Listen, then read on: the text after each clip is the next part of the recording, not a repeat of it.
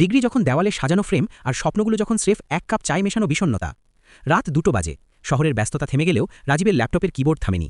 আজ নিয়ে টানা 10টি কোম্পানির থেকে রিজেকশন ইমেল এসেছে। প্রতিটি ইমেলের ভাষা এক, unfortunately we have decided to move forward with other candidates. রাজীবের মনে পড়ে সেই দিনগুলোর কথা যখন হাতে সার্টিফিকেটের বান্ডিল নিয়ে সে ভেবেছিল পৃথিবীটা জয় করা শুধু সময়ের ব্যাপার।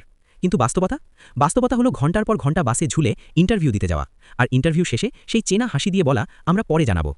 যারা চাকরি পেয়েছেন তাদের সংগ্রামটা কি আলাদা? না। সিনিয়রের অযৌক্তিক ঝাড়ি খেয়েও যখন রাজীবের বন্ধু মাথা নিচু করে দাঁড়িয়ে থাকে তখন মনে হয় আত্মসম্মান বোধহয় বেতনভুক্ত হয়ে গেছে। আবার যারা ফ্রিল্যান্সিং করছে তাদের অন্ধকার ঘরে পিসির সামনে বসে রাত জাগার ক্লান্তিতে চোখ লাল হয়ে থাকে। শরীরের হাড়গুলো যেন জানান দেয়, অনেক হয়েছে, এবার থামো।